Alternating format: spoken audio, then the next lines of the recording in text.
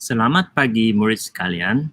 Pada hari ini cikgu akan mengajar buku teks Bahasa Melayu tahun 3 muka surat 59. Terlebih dahulu, cikgu minta murid sekalian untuk mengeluarkan buku teks anda dan buka ke muka surat 59. Murid sekalian akan nampak paparan muka surat seperti yang dipaparkan ini. Pada hari ini, kita akan berbincang bahagian penilaian yang terdapat dua bahagian, iaitu bahagian A dan bahagian B. Untuk bahagian A, arahannya adalah baca dan fahami teks, kemudian pindahkan maklumat dalam peta pokok.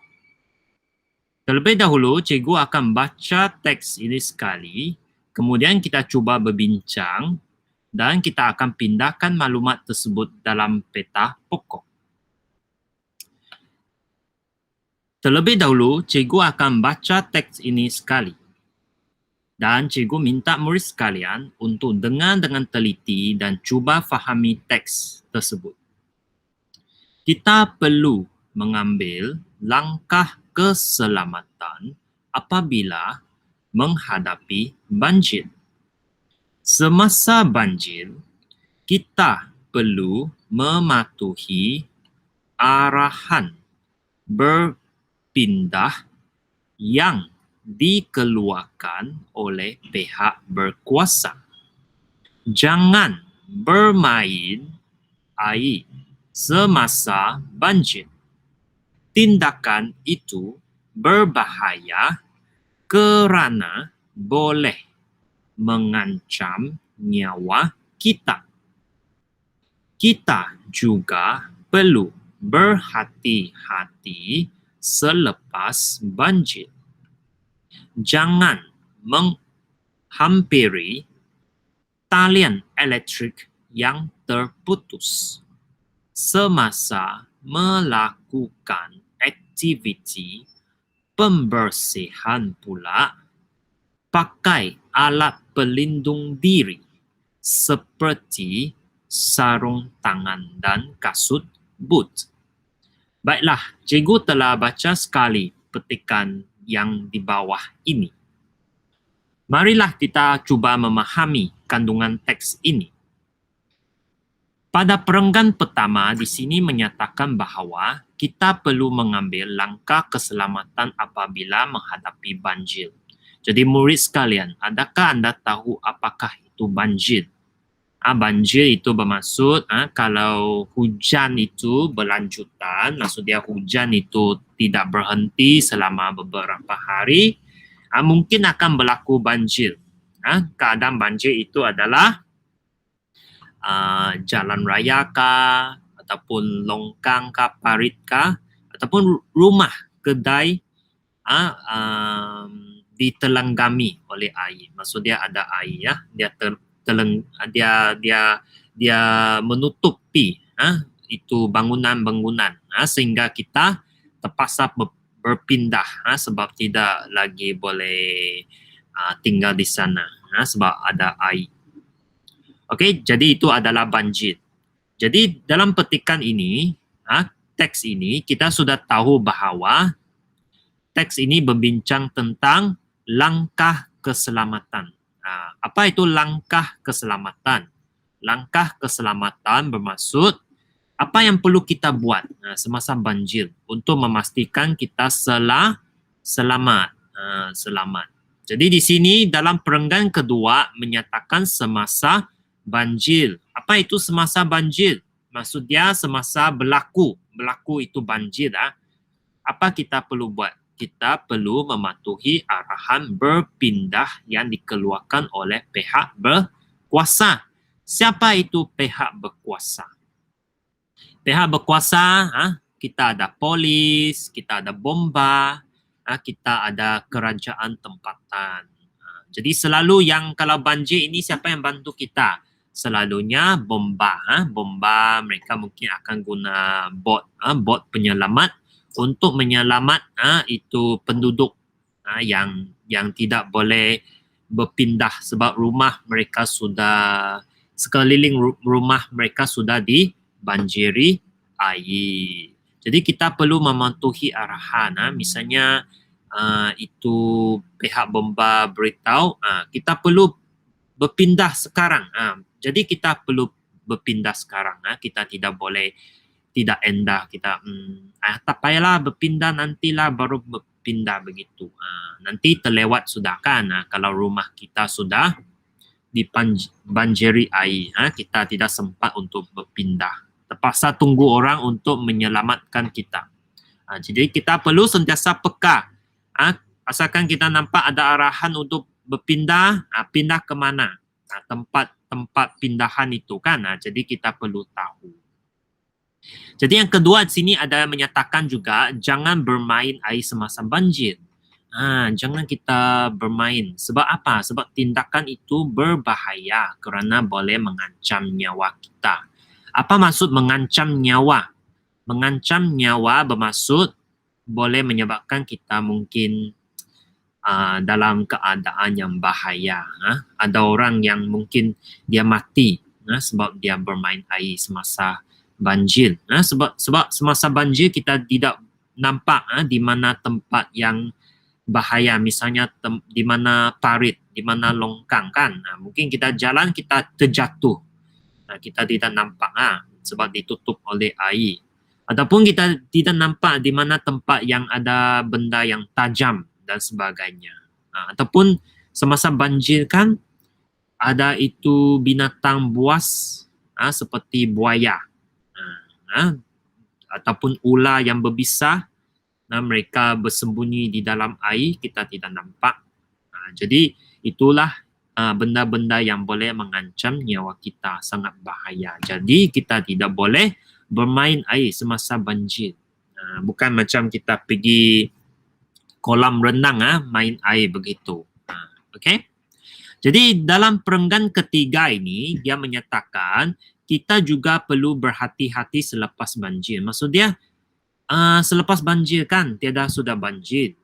Kita jangan hampiri talian elektrik yang terputus. Maksud dia selalu murid sekalian kan boleh nampak di tepi jalan ada itu waya-waya yang tergantung di atas tiang-tiang elektrik tu. Jadi semasa banjir mungkin tiang-tiang itu terjatuh ataupun terputus begitu. Jadi jangan kita hampiri tempat yang ada waya elektrik ini, talian elektrik ini. Mungkin elektrik itu masih ada. Jadi untuk mengelakkan kita kena renjatan elektrik. Sebab kalau ada air kan, air itu boleh menyebabkan kita kena elektrik. Jadi sangat bahaya. Jangan kita dekat. Jadi selepas banjir ini kita perlu buat apa? Kita perlu melakukan aktiviti pembersihan. Kita perlu bersihkan tempat kita. Kalau misalnya rumah kita dibanjiri air, mesti kotor kan? Jadi kita kena bersih itu rumah kita, sekeliling rumah kita pula. Jadi kita perlu pakai alat pelindung diri. Apa itu alat pelindung diri? Seperti sarung tangan, kasut boot. Kenapa kena pakai sarung tangan dan kasut boot? Sebab mungkin ada benda yang tajam seperti kaca, ranting, besi kan. Sebab masa banjir itu air itu akan membawa benda-benda yang tajam di sekeliling kita. Jadi kita tidak tahu untuk mengelakkan diri kita daripada terluka. Okay? Jadi yang cikgu gariskan ini merupakan isi-isi merupakan itu kandungan penting dalam teks ini. Okey, jadi cikgu akan tunjukkan slide seterusnya. Okay, jadi tema itu seperti yang kita tahu, apa yang dibincangkan dalam teks itu adalah berkaitan dengan langkah keselamatan apabila menghadapi banjir ataupun langkah keselamatan semasa banjir inilah. Jadi seperti dalam teks yang cikgu jelaskan tadi, kita ada 3 bahagian utama iaitu A, B, C. Iaitu A, semasa banjir. Apa yang perlu kita buat? Selepas banjir, apa yang perlu kita buat? Dan semasa melakukan aktiviti pembersihan, apa yang perlu kita buat? Jadi seperti yang cikgu jelaskan tadi, semasa banjir kita perlu mematuhi arahan berpindah daripada pihak berkuasa seperti bomba lah. Dan kedua yang perlu kita buat ialah jangan bermain air semasa banjir. Jadi selepas banjir itu kita balik ke rumah kita dan sebagainya, apa yang perlu kita buat, kita jangan hampiri talian elektrik yang putus. Okay, dan kita juga perlu buat aktiviti pembersihan. Kita perlu bersihkan kawasan-kawasan yang terkesan oleh banjir ini kan. Jadi kita perlu pastikan diri kita selamat, tidak terluka akibat terkena kaca, besi dan sebagainya. Kita perlu pakai alat pelindung diri seperti sarung tangan dan kasut boot. Okay? Jadi macam mana untuk kita pindah ke peta pokok ini? Okay, jadi selalu peta pokok adalah seperti bentuk inilah. Okay, jadi yang di atas ini kita tulis tema kita punya tajuk. Apa tajuk kita? Yaitu langkah keselamatan apabila menghadapi banjir. Jadi 3 fokus utama kita seperti dalam teks itu adalah yang pertama semasa banjir, selepas banjir, dan semasa melakukan aktiviti pembersihan. Jadi mengikut kandungan teks semasa banjir, apa yang perlu kita buat? Okay, yang pertama kita perlu mematuhi arahan berpindah daripada pihak berkuasa. Dan langkah kedua, jangan bermain di air semasa banjir. Jadi selepas banjir, antara langkah yang perlu kita buat ialah jangan hampiri talian elektrik yang putus. Dan semasa melakukan aktiviti pembersihan mengikut kandungan teks, apa yang perlu kita buat? Kita perlu pakai alat pelindung diri seperti sarung tangan dan kasut boot. Okay? Baiklah, untuk bahagian ini, cikgu minta murid sekalian untuk salin peta pokok ini seperti mana yang cikgu tunjukkan ini dengan garisan semua ini, murid salin ke dalam buku latihan anda. Okay, buku latihan anda. Jadi murid sementara menyalin itu, murid sekalian boleh hentikan video ini seketika murid salin. Selepas salin, murid boleh teruskan video lah untuk bahagian seterusnya. Sebab cikgu akan bincang bahagian kedua. Iaitu berkaitan dengan kata sendi nama dengan kata hubung. Okay. Jadi sementara itu murid boleh berhentikan video ini seketika untuk salin. Selepas sudah habis salin, murid boleh sambung semula ke bahagian seterusnya. Baiklah, cikgu akan berbincang bahagian seterusnya, iaitu bahagian B. Jadi bahagian B arahannya ialah lengkapkan ayat dengan kata hubung atau kata sendi nama yang betul. Jadi di sini dia ada beri 5 pilihan. 5 pilihan ini terdiri daripada kata hubung dan kata sendi nama. Untuk murid sekalian melengkapkan ayat 5 ayat di bawah ini. Jadi sebelum kita melengkapkan 5 ayat di bawah ini, cikgu akan menerangkan secara ringkas ke 5 kata hubung dan kata sendi nama yang diberikan ini. Jadi cikgu minta murid sekalian untuk memberi perhatian. Jadi untuk kata sendi nama yang pertama kita ada daripada. Jadi apa selalu kita guna daripada untuk apa? Digunakan di hadapan kata nama yang menyatakan manusia punca sumber atau asal kejadian. Jadi di sini cikgu ada bagi contoh. Misalnya ayat ini. Saya mengambil buku ini daripada Ali. Jadi saya mengambil buku ini. Jadi buku ini, buku ialah kata nama. Okey.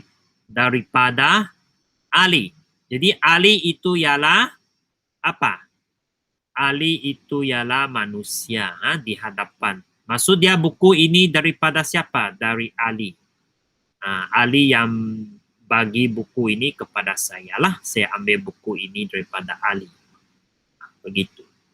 Untuk yang kedua ini, contoh kedua ini, kerusi ini diperbuat daripada kayu. Okey, jadi Ali adalah orang. Jadi kerusi ini diperbuat daripada kayu. Jadi kayu ini ialah sumber. Maksudnya kerusi ini dia guna kayu untuk buatlah. Kalau misalnya kerusi ini ialah kerusi plastik, jadi kerusi ini diperbuat daripada plastik. Kalau kerusi ini ialah kerusi besi misalnya. Jadi kerusi ini diperbuat daripada besi. Jadi besi, plastik, kayu semua ini ialah sumber. Kita guna bahan apa untuk buat kerusi ini. Dalam contoh cikgu ini, cikgu cakap daripada kayu. Jadi kerusi ini buat guna kayu. Okey? Okay, yang kedua kita ada kepada. Kepada juga salah satu kata sendi nama lah. Okay, jadi kepada digunakan di hadapan kata nama untuk menyatakan arah yang hanya menunjukkan manusia dan haiwan, unsur abstrak, institusi yang ada kaitan dengan manusia dan menyatakan pecahan. Apa maksud ini? Okey, tak apa. Kalau murid sekalian tidak faham, tak apa. Kita tengok contoh. Okey, misalnya contoh pertama, sampaikan pesanan itu kepada ayah kamu. Jadi ayah ini ialah manusia. Maksudnya pesanan. Apa itu pesanan? Pesanan itu ialah message. Jadi beritahu, maksudnya sampaikan pesanan, maksudnya beritahu. Beritahu message ini kepada ayah kamu. Jadi ayah ialah manusia. Ayat kedua, dia memberikan rumput itu kepada lembunya. Jadi lembu ini ialah binatang. Maksudnya dia rumput ini dia bagi kepada lembu itu. Okey, dia bagi lembu lah. Jadi kita guna kepada. Ayat ketiga, jangan biarkan diri anda terjerumus kepada bahaya dadah. Jadi bahaya dadah. Bahaya ini ialah abstrak. Maksudnya kita tidak nampak. Tapi kita tahu bahaya. Misalnya kita pergi suatu tempat. Kita rasa tidak selamat. Kita rasa bahaya. Kita boleh nampakkah tidak selamat itu? Kita boleh nampak bahaya? Tidak nampak. Tapi kita boleh rasa. Kita rasa, saya bahaya. Ataupun macam sakit. Kita rasa sakit perut. Bolehkah kita nampak sakit perut? Kita tidak boleh nampak. Tapi kita boleh rasa. Okey, kita boleh rasa. Okey, jadi macam ini juga. Dadah itu adalah bahaya. Kita macam mana tahu bahaya? Kita rasa.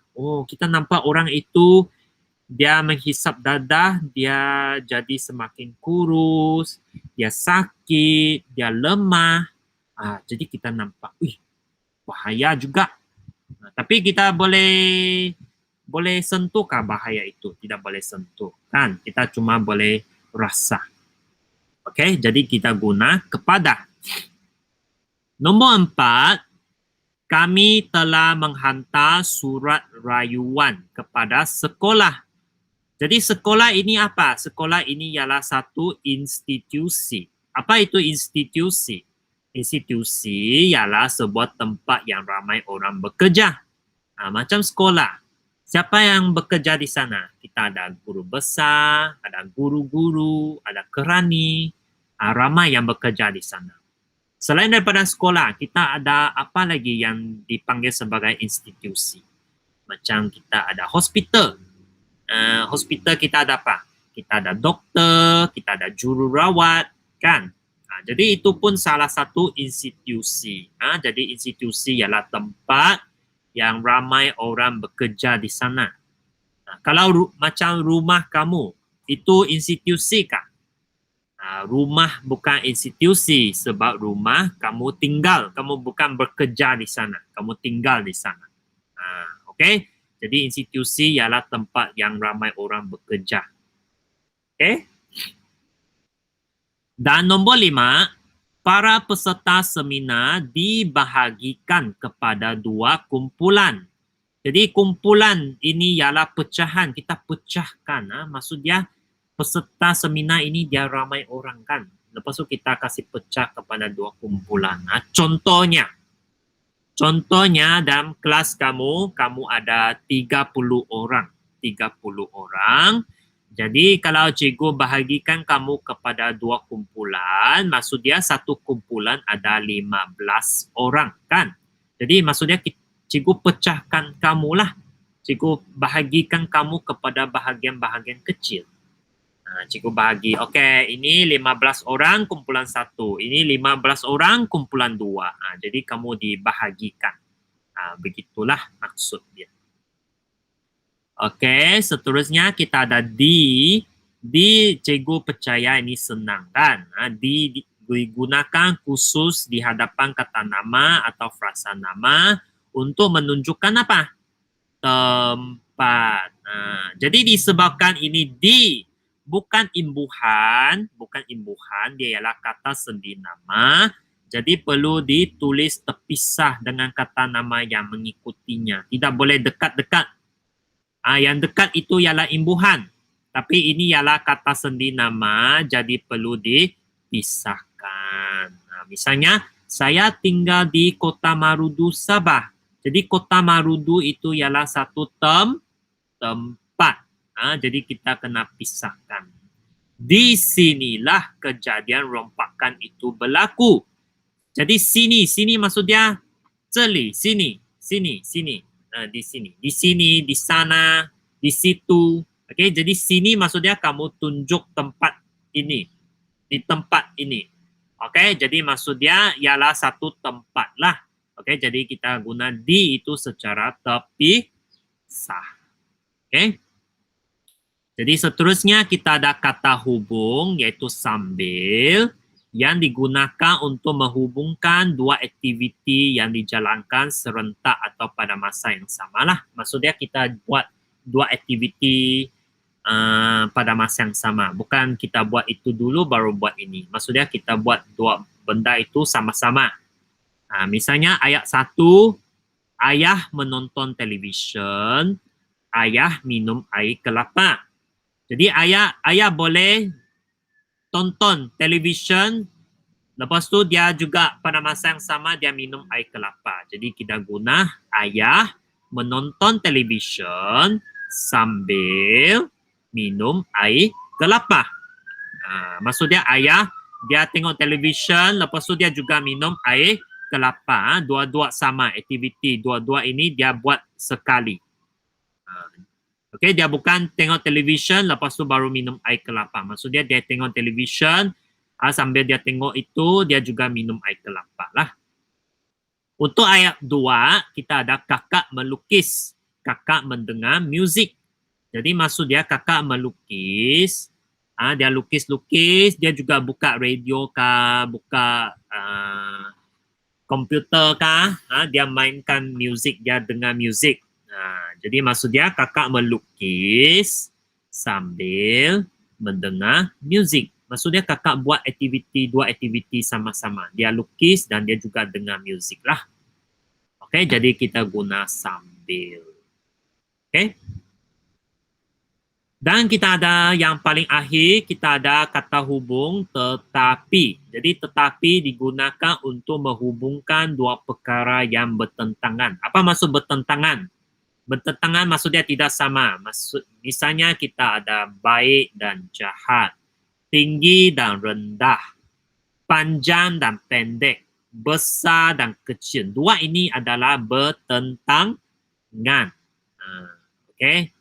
Jadi misalnya Pak Abu sudah berumur. Apa maksud berumur? Berumur maksudnya sudah tua, sudah sangat tua.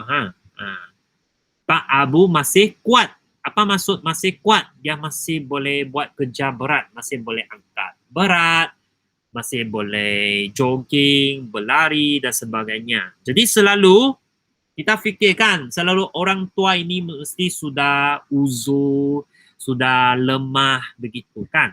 Tetapi yang bertentangan ini maksud dia kuat. Selalu berumur ini kita mesti sudah lemah kan, tapi ini kuat. Jadi kita letak tetapi, jadi kita letak Pak Abu sudah berumur tetapi masih kuat. Walaupun dia sudah tua sudah, tetapi dia masih kuat, dia masih boleh berkebun, pergi jogging dan sebagainya. Yang kedua ini kita tengok Ali rajin mengulang kaji pelajaran. Maksudnya Ali, wah dia setiap hari lepas sekolah dia rajin buat ulang kaji. Dia belajar. Jadi selalu kita fikirkan, woi rajin belajar ini, rajin buat latihan cikgu bagi, mesti akan lulus. Mesti akan dapat keputusan yang bagus. Mesti boleh dapat A, B dalam peperiksaan kan. Tetapi Ali gagal. Ali walaupun dia rajin ulang kaji, dia masih gagal. Jadi Ali rajin mengulang kaji pelajaran, tetapi gagal dalam peperiksaan. Walaupun dia rajin, wah setiap hari dia buat latihan, dia dengar apa yang cikgu ajar, tetapi dia masih gagal. Okey, jadi dia bertentangan. Okey. Jadi kita tengok latihan ini. Untuk nombor 1, adik melintas jalan. Adik sekarang dia mau lintas jalan. Dia memegang tangan ibu. Pegang tangan ibu. Jadi ini kita guna apa? Mana satu? Jadi maksud dia adik sekarang dia hendak lintas jalan. Okay. Lepas tu pada masa yang sama dia pegang juga tangan ibu untuk lintas jalan ini. Dia buat dua aktiviti yang sama pada masa yang sama. Jadi kita guna sambil. Maksudnya dia lintas jalan, dia juga pegang tangan ibu pada masa yang sama. Okey. Untuk soalan 2, pegawai keselamatan itu sangat garang. Sangat garang. Oh, nampak dia. Selalu kalau nampak kan. Kamu, kenapa kamu masuk sini? Tidak boleh masuk. Begitu, sangat garang. Jadi selalu kita fikirkan orang yang garang ini dia mesti jahat. Dia mesti jahat kan. Tetapi dia baik hati. Jadi ini ialah bertentangan. Sesuatu yang bertentangan. Jadi kita guna tetapi. Okey. Soalan 3, kita ada Ravin. Tidak dibenarkan bermain. Maksudnya Ravin tidak boleh bermain. Bermain mana? Di padang semasa hujan. Maksudnya kalau hujan, Ravin tidak boleh keluar pergi ke padang untuk bermain. Jadi padang ini ialah tempat. Jadi kita guna di padang. Di padang. Okey. Nombor 4. Anggota polis trafik memberikan arahan pengguna jalan raya. Jadi arahan yang diberikan oleh polis trafik ini adalah untuk pengguna jalan raya. Siapa ialah pengguna jalan raya? Macam ibu bapa kamu. Kalau mereka memandu di jalan raya guna kereta memandu, mereka ialah pengguna jalan raya. Jadi pengguna jalan raya ini ialah manusia. Jadi arahan ini ialah untuk mereka. Jadi kita guna kepada. Jadi anggota polis trafik memberikan arahan kepada pengguna jalan raya. Dan paling akhir, murid perlu mendapat kebenaran guru sebelum melakukan aktiviti sukan. Maksudnya kalau murid ini dia hendak buat aktiviti sukan, dia perlu tanya cikgu dulu sama ada cikgu benarkan atau tidak, iaitu kebenaran. Apa itu kebenaran? Kebenaran maksudnya cikgu cakap boleh atau tidak. Itu kebenaran. Jadi cikgu ialah orang. Jadi kita guna daripada guru. Daripada guru sebelum melakukan aktiviti sukan. Okey? Jadi sama juga bahagian ini, bahagian B ini seperti bahagian A. Cikgu perlukan murid untuk salin termasuk arahan ini dengan pilihan ini, dengan 1 hingga 5 ini, murid salin ke dalam buku latihan Anda. Jadi sementara murid salin itu, murid sekalian boleh hentikan video inilah. Okey, dan selepas habis salin, murid siapkanlah latihan pada hari ini. Jadi kelas cikgu pada hari ini sampai di sini sahaja. Jadi kita belajar 2 benda pada hari ini, iaitu yang pertama kita belajar tentang pemindahan maklumat. Maksudnya kita pindahkan maklumat penting daripada teks ke dalam peta pokok. Dan perkara yang kedua kita belajar pada hari ini berkaitan dengan kata hubung dan kata sendi nama. Okey? Jadi sementara itu murid bolehlah salin menyiapkan tugasan pada hari ini. Lepas itu murid boleh akhirkan video inilah. Okey, sehingga kita berjumpa lagi di kelas yang seterusnya. Selamat tinggal murid sekalian dan jaga diri anda. Bye-bye.